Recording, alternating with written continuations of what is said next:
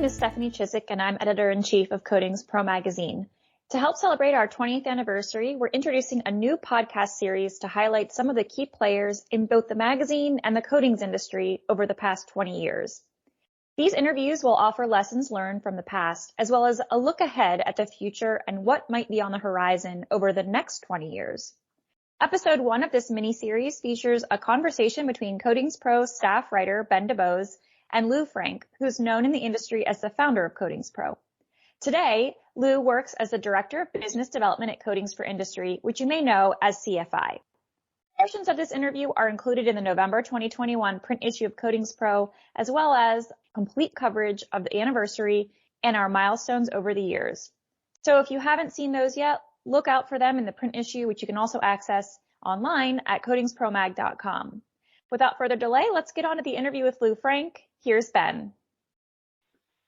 Thanks, Stephanie.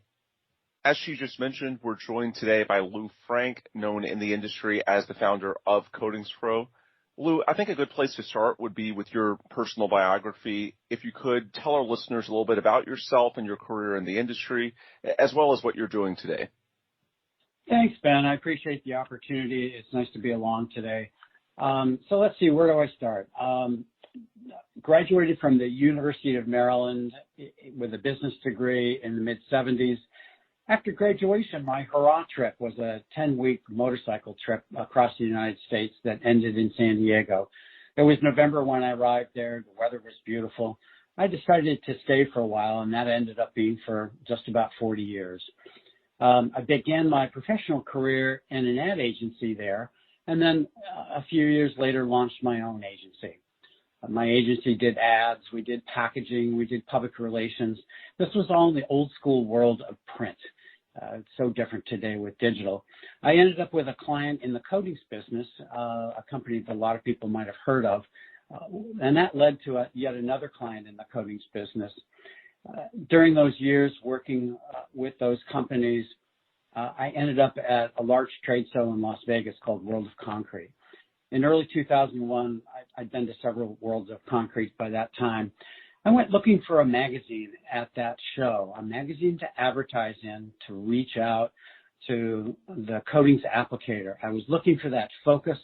I was looking for a publication that delivered content for all the challenges those people face. After a lot of hours of walking the show halls, I honestly could not find that magazine. I was walking the halls with a real nice person next to me, and I said, you know what, we should create this magazine. And she turned back to me and she said, okay, when do we start? And that was really the germ of what happened to grow into CoatingsPro. And what are you doing today as far as your current day work? Oh, interesting. Well, fast forward, obviously, AMP owns CoatingsPro Magazine. I did a little bit of work with NACE back in those days, worked with another small trade association, and decided to leave San Diego for the Chesapeake Bay. When I got here, I had a phone call from one of my early advertisers with CoatingsPro, a company called Coatings for Industry based in Philadelphia.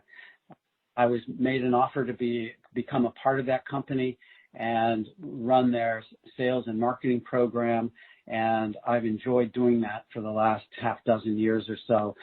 We're having good success, but it's interesting being on the other side now, out of the media business and in the business of those who are advertising in the magazine. It's quite interesting, but we're doing well. Thanks for asking. Yes, no problem. And glad to hear that you're enjoying it. Let's step back, since obviously we're celebrating the 20th anniversary here, and you touched on this already, but walk us through the formation of CoatingsPro in 2001 and your role in that as the so-called founder. What was the landscape of the industry, if you will, and just generally your vision and why this was a good fit? No, I appreciate that.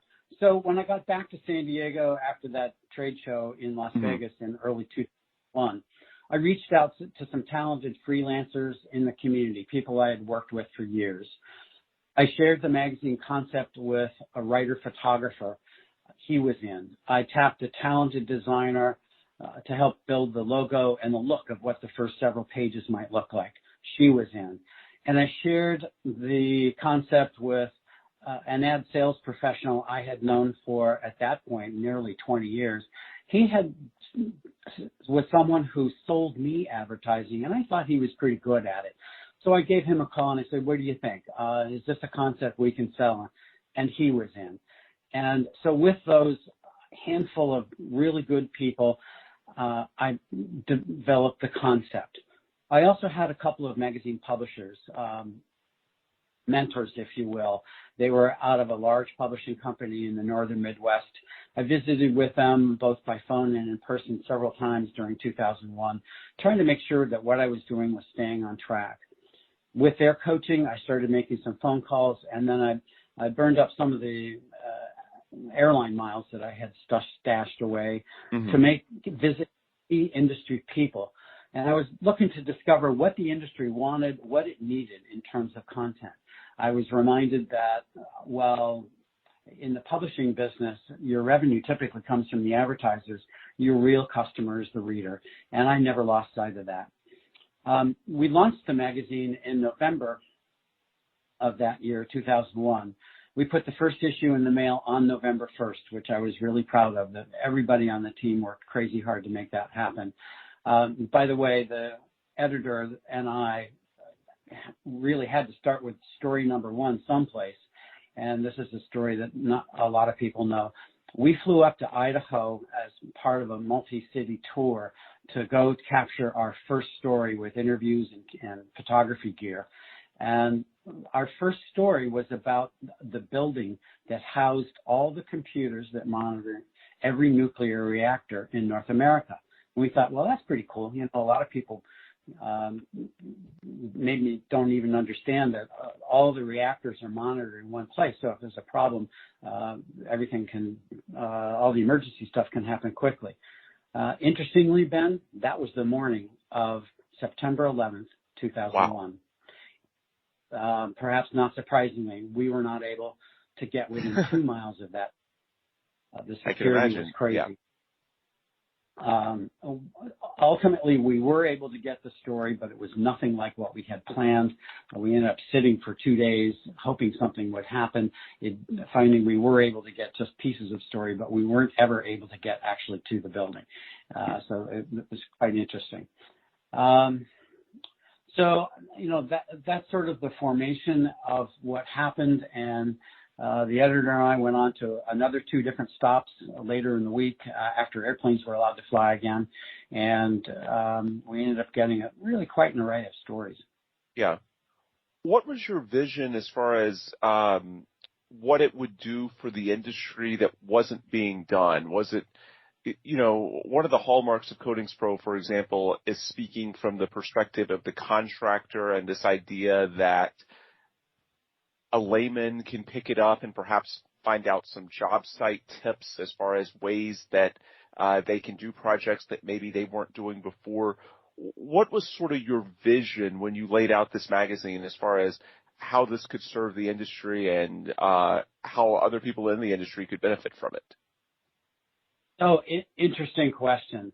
So first, let me just start off with 20 years ago, the industry was a good bit more fractured than it is today. Mm-hmm. You had lots and lots of small coatings manufacturers, mid-sized coatings manufacturers, large coatings manufacturers. The same is true of the applicator community.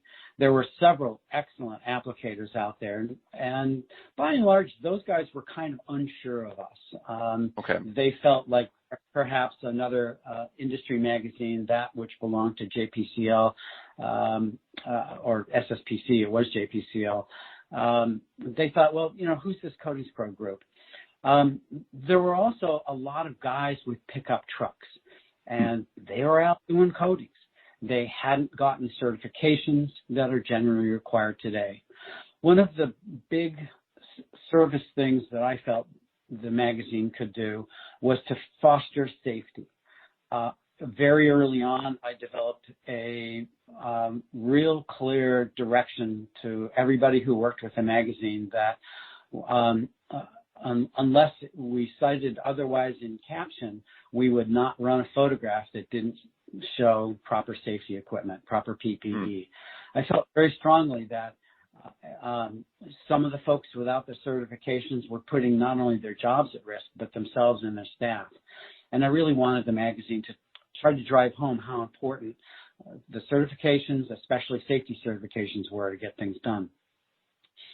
Back then as well, SSPC was just getting started on their QP program, so they didn't really have a well-founded program that was being widely adopted by applicating teams. NACE's CIP program had been out there for a few years, and I was lucky to get my NACE card in 2002. Interesting, Ben, my number is under 8,000. And I don't know what the number is today, but I think it approaches six figures. So that program has obviously been very, very successful. But there were no programs from NACE for the applicator except for the inspector program. So big difference from where we are today when you look at all the combined programs that are now available through AMP, which are deep and rich and really quite thorough. That's interesting. Along the way, there were many providers. So let's talk about consolidation for a sec. Along the way, there were many providers of equipment and paint. Today, with consolidation, there are far fewer. Just look at big paint formulators and delivery manufacturers. So you're looking at equipment and the juice that goes through that equipment. It seems today there are announcements monthly of acquisitions. Didn't see that back then. There were many, many more choices of options for what product you chose, and there were a variety of options of equipment because there were multiple. Today, equipment is dominated by one large manufacturer in the northern Midwest. Back then, there were a number of other equipment manufacturers, some domestic and some international, that were selling here in the U.S. So the interesting thing about that from the applicator's perspective is you had a very wide array of sales professionals from both equipment and paint manufacturers that were willing to invest their time and effort to help the contractor. I know firsthand that has changed today. It's harder to get a more stretched out sales staff to give you the kind of time and effort that's really needed. So that's really quite a difference. I felt the magazine was a really good fit for the industry, and I believe it still is. I'm honestly tickled that several of the staff I hired are still at CoatingsPro. It remains a good fit because of the skill, talent, and determination of the coatings contractor and how he or she will make or break a well-executed job. The magazine, I think, does a great job assuring that message still gets across. And honestly, man, until machines can paint stadiums, bridges, and intricate petrochem pipes and equipment, this will always be true. Yeah, absolutely. I'm curious if there was a point in the early going of CoatingsPro where you sensed that CoatingsPro would become a success. Because with any startup, there's certainly risk that it might not make it. And as you mentioned, people in the industry were not that familiar with you and the group at the time. Was there a point in which you knew, hey, this is going to make it? Well, I confess I had some scary moments. It was pretty interesting. We had the first issue of the magazine out on November 1st, 2001. And just a few days later, I remember the editor and I flew to Atlanta. I had, 50 magazines or something in my suitcase, and we started handing them out. Nobody had seen them. So few people even knew they were coming out. And I had a lot of surprised looks. And frankly, as you might imagine, people from other magazines sort of looked at us like, man, what are you doing? There was definitely some scary moments. I was told by several people when I endeavored to get this magazine going that it was likelier, much more risk to do my magazine than it was going to be to launch a new bar or restaurant. That sent shivers down my spine. I will suggest that had the magazine not succeeded, I'd probably be hosting this interview while greeting people at Walmart. So I'm very glad it did. Fortunately, the magazine was profitable by the start of the fourth issue, believe it or not, and we never looked back. So much of that has to do with, really has to do with one of my former staff, Karen Christofferson, who did an incredible job managing the production while I engaged with the editorial and sales teams at various trade shows and sites and going on job site visits and so forth. There were a lot of travels in those days. Elena Elizaraga and Stephanie Chiswick both came to CoatingsPro while I was involved, and they've done an amazing job to further its success. Both of them know Karen, and it was Karen did a lot of coaching for those two as we got going. Even then, as is today, I think my at that time staying in front of our readers really helped assure that the team around me was continually guided by having the magazine stay up with those reader needs. So let's talk about, you say reader needs, and that means the industry at large. In the 20 years since, what are some of the ways that CoatingsPro itself has affected the industry? What are some of the changes, and hopefully in a positive way, that the magazine has brought about to the industry at large? A couple different things. I think that under Stephanie's guidance, the magazine continually updates readers on what to do in terms of technique and business practices. That hasn't changed, and I think it remains a really important part of what the magazine does for the industry. If you think about it, any magazine like this garners a community of people who have like ideas and like challenges. I think the magazine amplifies the importance of the applicator and his or her team of professionals on each of these jobs. All of us in the industry understand that we have an owner involved, we have a specifier or architect involved, we have an inspector almost always involved, but it's that team of applicators that make or break what's going on. Of course, one of the things that the magazine launched with, and I don't think we've ever had an issue without it, is the section of the magazine called Never Again. And in that section, we had it even in that first issue. It's a nonstop opportunity for readers to learn from others' mistakes. Mm-hmm. I think that's really useful. And yeah, it's from the metrics that I've seen, it's always one of the most read and engaged with pieces of editorial content that we have, just because, I think we all learn through, certainly bad experiences, but definitely if it happens to someone else, because it could prevent it happening to us. So yeah, those people that are willing to share their stories, that's really useful and a big part of how this magazine really has a unique niche in the industry. And I want to transition to the industry at large, not just CoatingsPro, because when we're talking the last 20 years, that's a significant chunk of time. And the landscape is very different in 2021 relative to the fall of 2001, which is what we were talking about leading off this podcast with regards to the founding of CoatingsPro and the conditions at the time. How has the industry at large changed over the past 20 years? Not necessarily from what CoatingsPro has done, because we've been discussing that, but just overall, what's different about the landscape that you work in now with coatings in 2021 versus the protective coatings industry in 2001? Well, interesting. There are several things involved. First, we should talk about technology.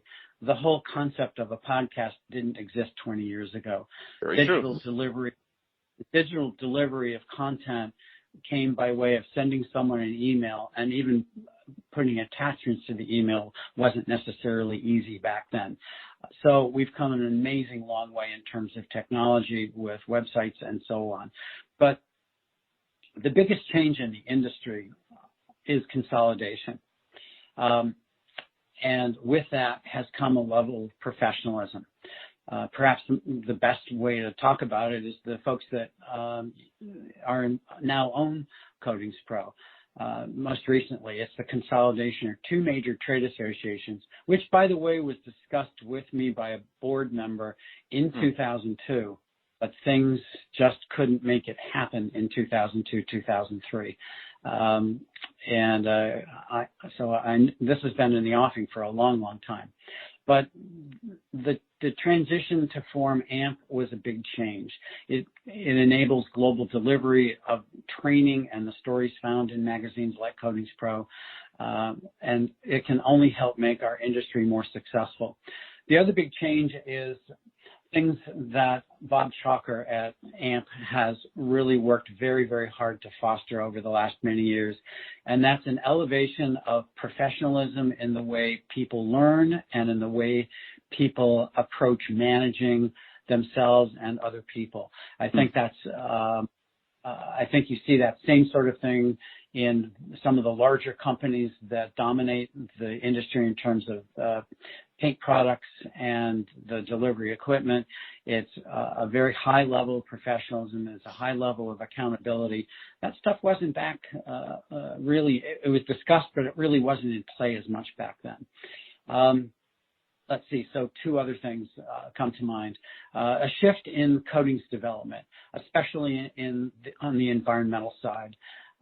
There was a lot of discussion about water-based coatings in the early 2000s, but they were shunned. There's a fundamental chemical reason as to why water-based coatings are far more challenging to make as effective as solvent-based coatings. Today, we face a real need to enhance the low VOC side of all coatings. CoatingsPro Industry is developing quite a program around low and no VOC coatings so that we're compliant throughout the United States, including South Coast Air Quality Management District, which is Southern California's, and it represents the most stringent in the country. Ultimately, everybody's going to end up going there. So we, and I'm sure others, are focusing a lot of development energy on that. And the final area that's changed in the last 20 years are installation protocols, the way application is done, the way the specs are written, the demanding way in which the application goes down and then an inspector is able to look at it. Back 20 years ago, when I went through my NACE training to be a CIP inspector, everything was in the analog world. There wasn't a device that you could lay on top of a coating, press a button, and in an instant see what its film thickness was. That device is not only available from several fine manufacturers today, but it now Bluetooths to a computer, so you don't even have to make mention of where you did it or when you did it. It's just you click a button and it's all taken care of for you. That's a huge change. So it's accountability both in terms of application and in terms of management. That maybe is a good plus out of this consolidation over the last 20 years. Mm-hmm. You touched on this at a very high level, but are there any particular, projects, technologies, products, services, what have you? Are there any particular things within those categories that you've seen over the past 20 years as far as things that stand out to you? Not really in terms of major projects, but as I just mentioned, technologies and products and the way they're managed are different. It's an interesting question. So let me start by saying that anecdotally, I was involved recently with those who specify coatings for large structures, infrastructure pieces, bridges and the like, in one of the country's largest states. And while I was on the phone with those guys, I was delighted to understand that they were open to seeing new technologies. They were open to a process to win acceptance for those new technologies and so forth. But to get certified to be in there is a challenging and expensive process. Once the new technologies, so from a manufacturer's perspective, you're going to spend well into six figures for just one state, by the way, to get certified to be among those coatings that can be accepted by a bidding contractor. However, we live in a very risk-averse environment here. And once a new technology has been accepted by the sanctioning body, the the contractor, the painting contractor, really does have the option to choose one of the new ones or one of his or her old standby coatings. And I get that. Again, it's risk averse. And the facing a possibility of a failure on a multi-million-dollar application project is always frightening. But even though the newer technologies can often be better, this risk averse is, I think, working against the development of some of the newer products that are out there. So we'll see how that changes over time. And I might also mention that as a principal of Coatings for Industry, we're a 50-year-old formulator of a wide array of coatings, not only for infrastructure and floors, but all kinds of other things, including coatings for jet engines, believe it or not. By way of example, we have 4 or 5 different formulations of a newer technology, polyaspartic floor coatings. They wear well, they're 100% solids, they're odor-free, but a lot of applicators simply say, I want an epoxy floor. So that's the example that I might use of a big applicator who says, I'm so used to epoxy, just give me your epoxy.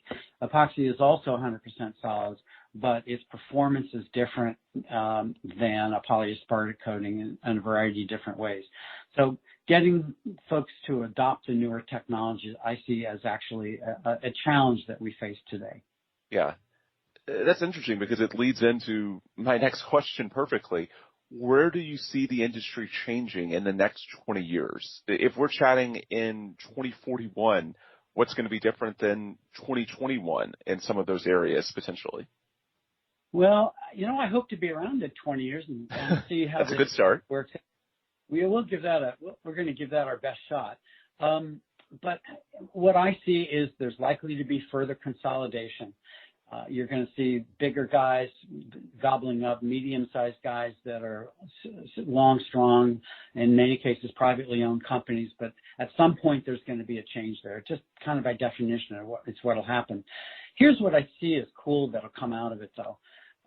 You have the smaller and medium-sized companies. Once acquisitions occur, it's not uncommon to see talented people being replaced by someone from the large company that says, well, I don't need you anymore because you're just duplicating an effort somebody else has.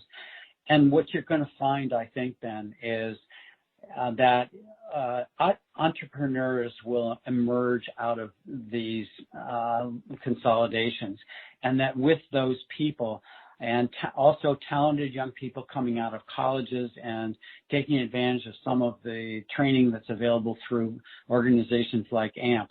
I think we're going to see innovation in both chemistry and application, equipment and techniques. Now, let me share kind of a tangible thing on this. This is really cool. One of the coolest things I've seen is the use of heavy lift drones to apply paint products. Okay, so you're not going to likely paint the underside of a bridge with one of these drones.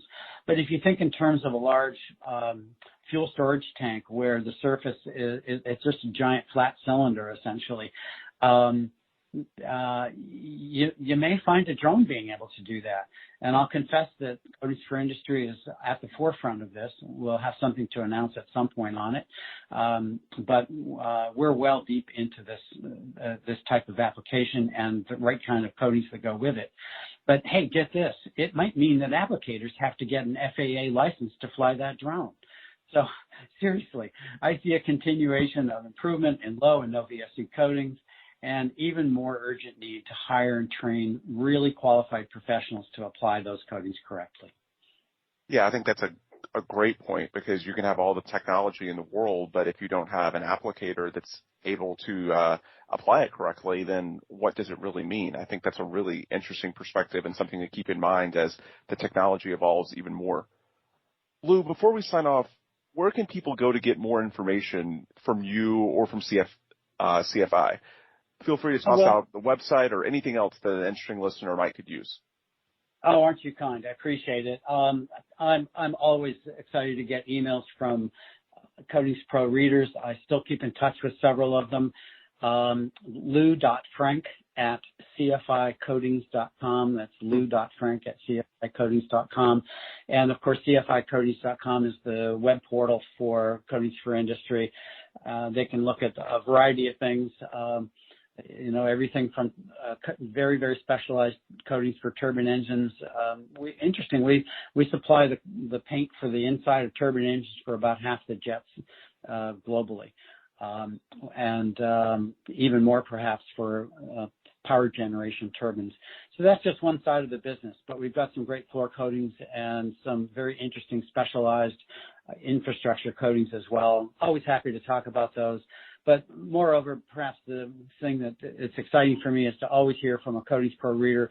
I'm happy to entertain any questions from those guys and gals, and I appreciate the fact that they're still readers of a good publication. Outstanding. Thank you for everything you've done. And folks, this is where we'll leave things on today's episode. If you want more information on our end of things, of course, Lou mentioned where you can check out CFI, but for us, you can check out the AMP website at ampp.org. And of course, you can visit coatingspromag.com for all sorts of news related to the protective coatings industry. With that, we'll sign off. For Lou Frank, the basically founder of CoatingsPro, I'm Ben Dubose. Thanks as always for listening, and please come back soon for another new podcast from the CoatingsPro interview series.